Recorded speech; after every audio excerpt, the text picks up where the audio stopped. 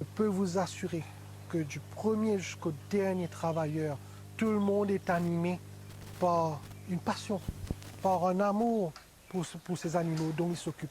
Malgré tout, ces singes seraient sans doute plus heureux s'ils étaient dans la forêt juste derrière nous ou dans un autre champ. Pas nécessairement ces singes-là, non, parce que tous ces singes ici, ils sont nés en captivité. La majorité des singes que nous avons chez nous, c'est nés en captivité, donc ils ne connaissent pas la nature. Les relâcher dans la nature serait les vouer à une mort certaine. Le mot cruauté, vous le réfutez.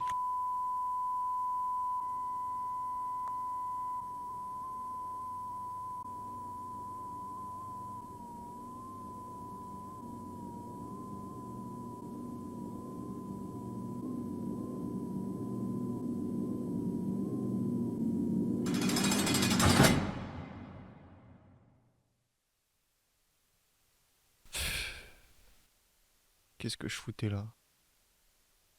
En y repensant. Tous les matins, tu te lèves, tu te brosses les dents, tu prends le tram en sachant ce qui t'attend. Ce que tu dois faire, c'est simple. De toute façon, tu le fais tous les jours, tu prends vite l'habitude. Faut que tu ailles vers ton compartiment. Là, si t'as le temps, tu salues tes collègues, puis tu vas t'asseoir. Il arrive et t'es censé écouter. Tu réponds aux questions quand on t'en pose. Pas le droit de parler entre nous. Jusqu'à ce qu'on te dise que c'est bon, fin de séance. Puis t'as la dalle, donc tous les jours tu manges la même merde. Quelques morceaux de pain, une tranche de jambon. Y a des plats chauds, mais c'est pas une chance. En même temps, devoir nourrir tous les jours toutes ces personnes, je m'étonne que la bouffe est dégueulasse.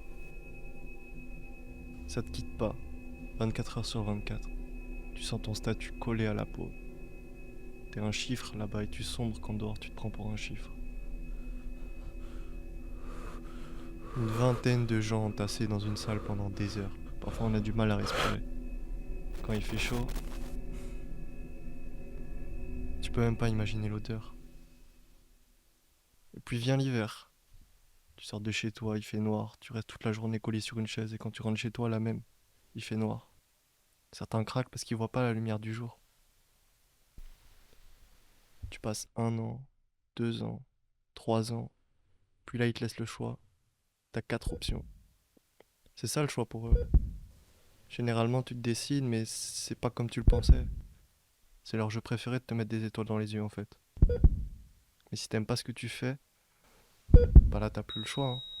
Ton but c'est de faire tes heures. Quand tu crois que le cauchemar est terminé, que ces enfoirés ont décidé de te laisser partir, c'est là que les vraies choses commencent. C'est pas la même vie dehors. Moi j'ai passé trop de temps là-bas. En sortant je t'ai perdu, hein. Décide plus ce que tu dois faire, y a plus de rappel à l'ordre. T'envoies dans la jungle en fait. Comme ça. Ils comprennent pas ce qu'ils font. Forcément t'es paumé, dehors c'est pas les mêmes codes.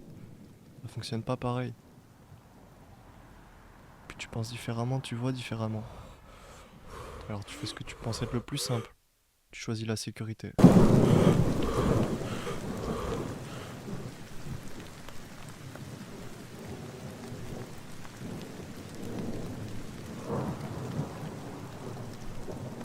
La plupart perdent une année en faisant ça, si pas plus bêtement comme ça. C'est pas de leur faute, ils pouvaient pas savoir.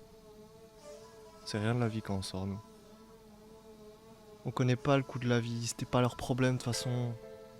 Ils nous ont même pas expliqué où chercher pour survivre. On est lâchés. Ils auraient dû me remercier chaque jour d'être venus. La haine que j'avais, je te jure. Je sais pas ce que c'était, mais c'était pas moi. J'étais pas moi-même là-bas. Pourquoi ils m'ont envoyé là-bas? Ils l'ont bien vécu, eux? Ils voulaient que je vive pareil? Ils m'ont emmené à 6 ans. J'ai pris 12 ans ferme.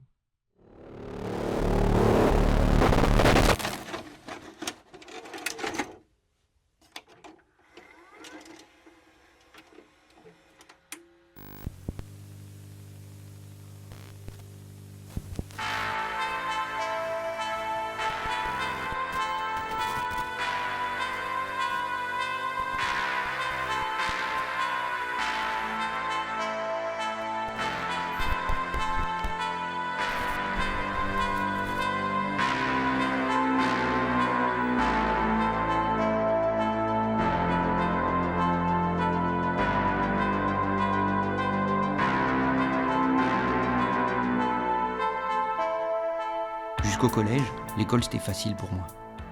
Pas besoin de travailler beaucoup pour être dans les premiers de la classe. Petit, j'étais timide et attentif. J'écoutais, j'engrangeais, tout rentrait. Du coup, je pouvais même faire mes devoirs en regardant la télé. Après la primaire, c'est devenu plus compliqué. Il y avait plus de matières, il y avait des langues étrangères, fallait bosser, sinon tu t'en sortais pas. À partir de là, je suis devenu un élève plutôt médiocre. Gamin, je m'étais promis de ne pas redoubler et de ne pas fumer. J'ai fait les deux. Mais c'est marrant, tiens, j'ai commencé en même temps d'ailleurs. Un matin, en me conduisant à l'école, ma mère me dit « Mais si t'aimes pas l'école, pourquoi tu fais tout pour y rester ?» J'ai rien su répondre. C'était tellement sensé. J'ai passé 3-4 ans dans l'enseignement privé catholique avec des petits bourgeois friqués. On venait carrément pas du même monde. Et souvent, je me faisais harceler parce que je portais pas des fringues de marque. Eux, c'était Lévis et Chevignon, moi, c'était Carrefour. C'était mon surnom, Carrefour. Ils m'ont foutu la paix le jour où j'ai tout dit à ma mère. Elle a tartiné 3 pages dans mon journal de classe pour dénoncer la situation auprès de l'école.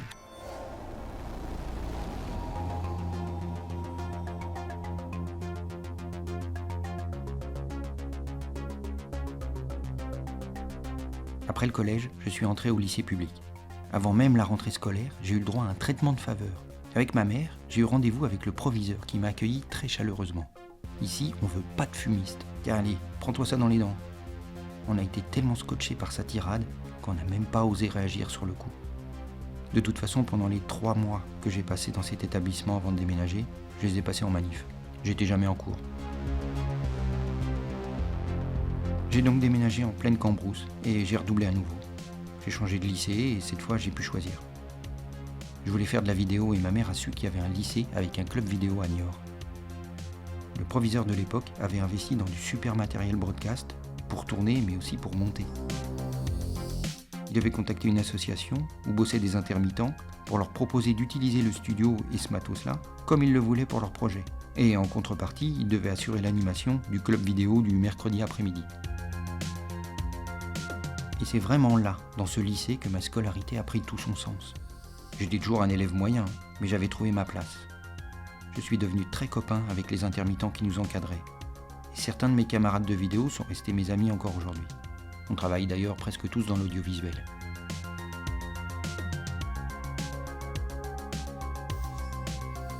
Au final, même si ma scolarité a été un peu chaotique, j'en garde un bon souvenir. Surtout le lycée. Avec mes yeux d'adulte, je regarde mon parcours différemment. Et je me dis que je m'en serais peut-être mieux sorti en fréquentant une école alternative comme Freinet ou Montessori. Mais bon, mon parcours est ce qu'il est. Ça ne m'a pas empêché de reprendre des études supérieures un peu plus tard, Après le lycée, j'ai traîné 3 mois sur les bancs de l'université avant de comprendre que c'était pas fait pour moi. J'ai fait mon service militaire, histoire de m'en débarrasser, puis j'ai trouvé du travail. J'ai accepté ce job à condition que mon employeur finance ma formation en alternance. J'ai intégré une école de graphisme 2D 3D en région parisienne à raison de 2 jours de cours par semaine. Le reste du temps, c'était tout en entreprise. Ce rythme-là me correspondait vraiment. Je n'étais plus vraiment le même élève, parce que là, je faisais quelque chose qui avait du sens. J'étais sérieux, je bossais et je m'amusais vraiment. C'est peut-être ça qui me manquait vraiment à l'école avant, m'amuser à travailler. Après tout, étant donné le temps de vie que l'on consacre au travail, pourquoi ne serait-on pas en droit de réclamer un travail qui nous amuse ? Je suis père maintenant. Et je vois bien que mon fils aîné a peut-être plus de facilité que moi à son âge. Il a 10 ans et il me dit qu'à l'école, c'est facile. Alors j'ai peur qu'il tombe dans les mêmes travers que moi. C'est un garçon très curieux, inventif, bavard, trop bavard même. Bon, le calme et la patience, c'est pas vraiment son truc. Mais il a quand même plus de chances de s'en sortir que certains gamins plus malheureux que lui.